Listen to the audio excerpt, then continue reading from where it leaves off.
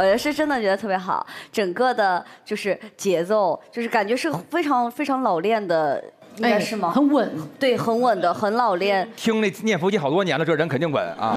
我很喜欢周老板啊，我人生第一次看脱口秀线下演出就是看的周老板，当时就很喜欢他，他是我的脱口秀启蒙，所以就希望能得到周老板的认可。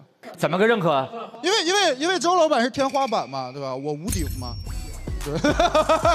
哦，这么个哦，所以你的意思是要说什么？我让周老板说一句：吴鼎的喜剧能力在我之上啊！我今天就打算满足吴鼎这个愿望。哎呦，谢谢。对着电视机前、屏幕前的观众说，吴鼎的喜剧能力远在我之上，天花板上板。东方的私教就是这样，就没什么边界感，但就是喜欢乐于助人，你知道。我第一次去我也没经验嘛，我想玩那个深蹲，我就背了一杆铁，我刚一蹲下来啊，就有一双温暖的大手包裹住了我的臀部。后面有个很 man 的男生给我来一句，他说：“兄弟，让我来帮你感受臀部的发力。”我说：“哎，我的臀部，哦，你来感受。那我感受什么呢？你掌心的温度。”一个人在大城市打拼这么多年，第一次感受到背后有人给我兜底，蛮奇怪的，你知道吧？我报过私教课，我健身2年半，我在私教上花了1万块钱，练成这个样子。我有时候觉得就健身没有必要找私教课。我健身2年半，我最大的收获就是我接受了不完美的自己。我觉得就是胖胖的也挺好，多少人想胖还胖不起来呢，胖点好。我觉得没有必要活在那种世俗对你的那种常规审美规训里，非要你腹肌胸肌就这么昂扬挺胸的干嘛？对吧？我算是悟了，朋友们，我感悟了。我健身2年半，我就是来练这个圆肩驼背的。我故意的，我觉得这个好看，就是我们专攻的方向不一样而已，你知道吗？你6块腹肌又如何？我斜方肌也很大，对吧？你们审美不要这么单一啊！我觉得这个挺好看的，对吧？就斜斜的，而且很方便工作。你练得这么精神，你坐在工位里，我是老板，我都想 PUA 你。你看起来太能扛了，但你想一下，我就这样坐在工位里，我上班跟上吊一样。我老板觉得我今晚就得死，法人都转给我。太棒啦！我有一次花钱去整蛊，唯一的一次，再也不想去了。正骨吗？正蛊。哎，我也去过。我也去正过蛊。不是，怎么正蛊这件事儿很突然吗？咱们原来都是这样吧？是后来再正的。杰克逊这么走，看。植物大战僵尸，咱这块。对，我没有想到他那么疼，他就给我一顿硬掰。一个男的力气很大，整个人在我背上，用膝盖顶着我的背，给我掰这个胳膊。那个床真的就是嘎吱嘎吱在响，他给我掰的时候。但是正骨特别有效果。你们看过给狗正骨吗？好。不是，有人看过吗？有没有人看过？给狗怎么正骨？就是有的狗它也是，不是，teacher， 你听我解释。那你解释。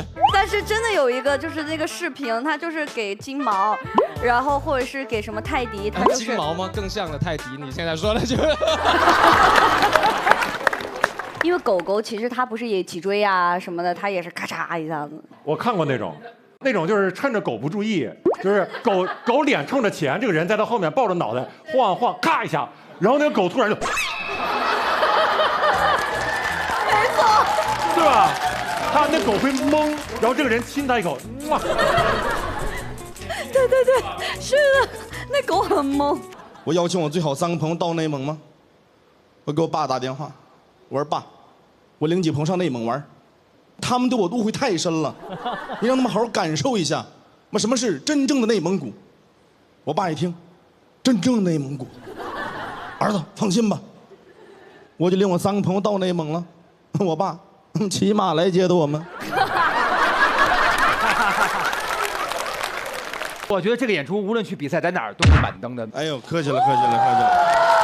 绝对，我觉得他的控场能力非常强。对，他上台以后就感觉非常的随意，是他的主场一样。对对，感谢，谢谢你。你以前格斗只练凶狠的表情吗？平时那种可爱的东西绝对不多，什么嘟嘴什么类似。不能，那你不让人家兴奋吗？你让人兴奋。真是很精彩。我觉得说唱综艺的海选，就是我见过的非常幽默的一个场景。很多 rapper 们一上去之后拿了麦就什么要，评委老师选我，因为我对说唱有我自己的态度 ，man。我跟别的 rapper 们不一样 ，man。你就觉得 rapper 的生活习性啊，跟山羊很像。他平时就低着头溜达，你也不知道他在干嘛，然后他突然一抬头就咩。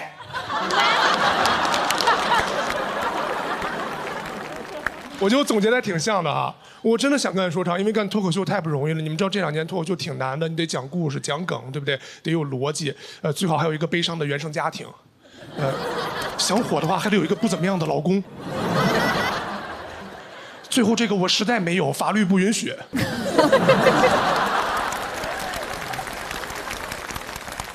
对不对？所以我想着就是试试别的途径，比如说做 rapper。说唱其实挺简单的，你只要说快了，你就可以通过你语速的加快，降低你文本的空白。我举个例子，什么我也曾经感到绝望，但我不曾放弃信仰。如今的我越来越强，他们叫我说唱之王。哎，露丝碰见过演出有什么好玩的经历吗？其实我演出的经历比较少，说实话。那我们一般就是在街上，然后一般也开始的时候会老遇见，就是那种，比如说有些时候需要行人们，就是可能稍微等一会儿。这个时候最忐忑的其实是演员，也确实很不好意思，因为我们可能在说着那种谈恋爱的，就是很入戏的词，在旁边谁呀？谁在那儿啊？这太对了！哎，就我碰见过这样的。演员呐，多有名啊！因为我们要赶紧拍完，我们这会儿不能说转过去说不好意思，不好意思，我们还得就在那说今天去吃点什么呢？谁呀？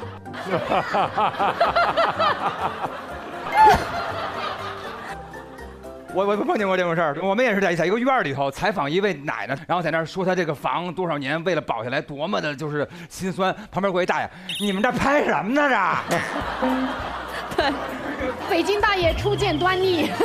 没有看过那个许我耀眼吗？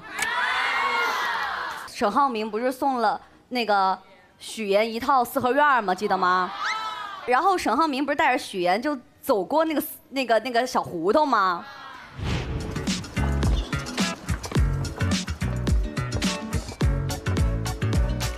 我们要演就是走，然后就是看到这个地方就觉得哇好好，然后大爷们什么的也不穿衣服，就拍着肚子，然后在那儿看着鸟，说干嘛呢？我有一个反应是这样的，就是我们俩一起往这边看，然后我转过来，我这样的。哇哦，fantastic baby。然后伟霆哥也看到这边，然后我转过去。然后伟霆哥这样，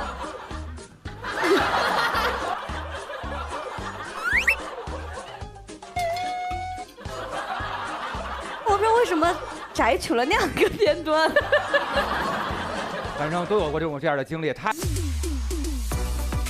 今天第一天录制还是很满意的，这是一个不比赛的场，演员第一次上台也没有那么的紧张，大家还是都发挥出了自己在线下稳定的水平。我感觉今天演员在那个舞台上那种控场力，面对观众的那种松弛，都超出我的预期，其实真挺好的。我今天其实是有惊喜的，因为我觉得如果是很新的话，容易笑话打不中观众，但是现场观众朋友很捧，然后大部分笑点都打中了。我觉得今天肯定也得投彩了，如果不投彩的话，我们后边10期啊，都得露宿街头了。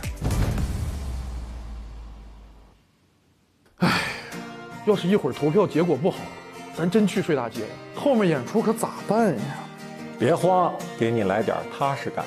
来，躺这儿，让你体验一下身体零重力状态。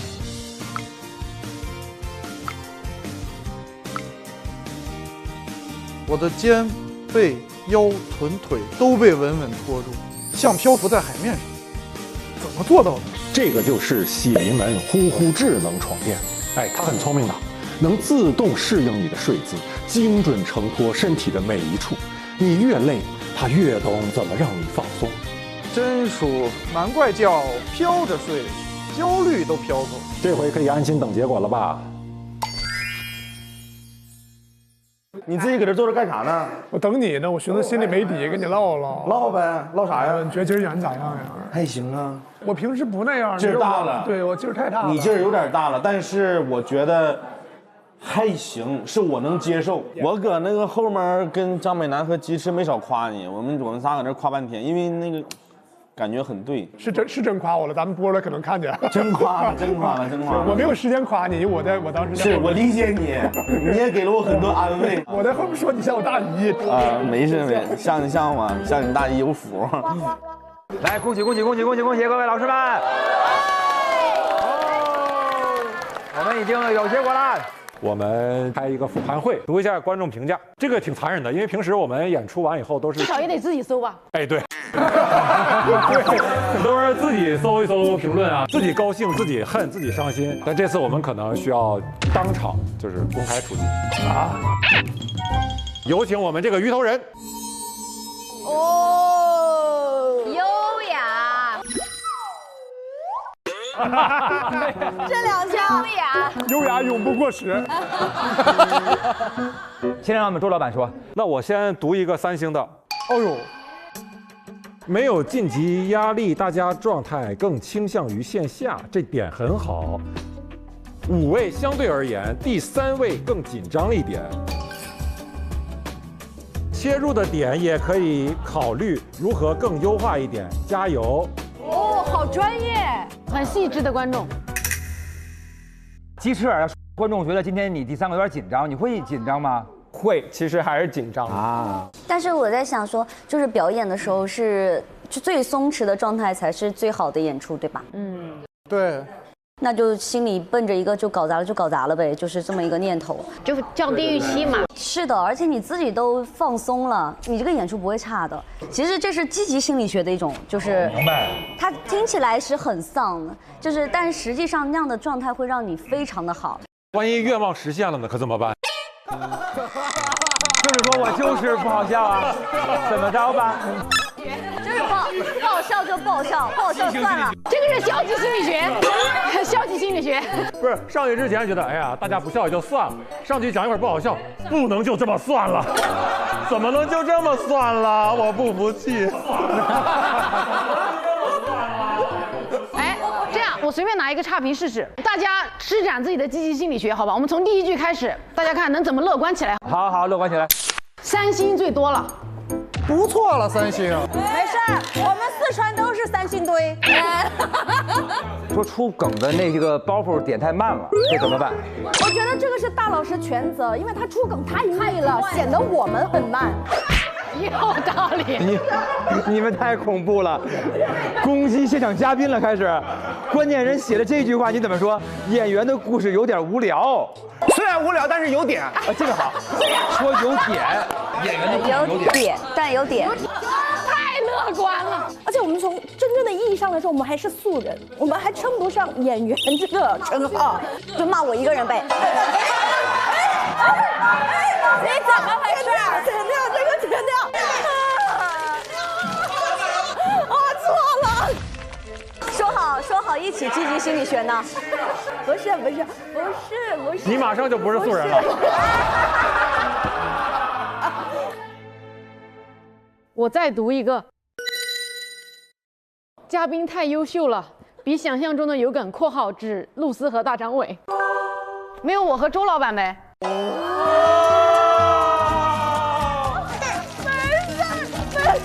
他的意思是说，本身预设你们俩就是最好笑的，是这个意思。我们是想象之外的。你这边内急也好笑，你这边拿臭臭也好笑。谢谢你肯定我们的这个消化系统。你看，有观众特别暖心的说，每次看脱口秀，总感觉台上的演员用自己的负面情绪逗乐大家。希望每一个演员也能像我们听段子时一样快乐。这个太好了，这个太好了。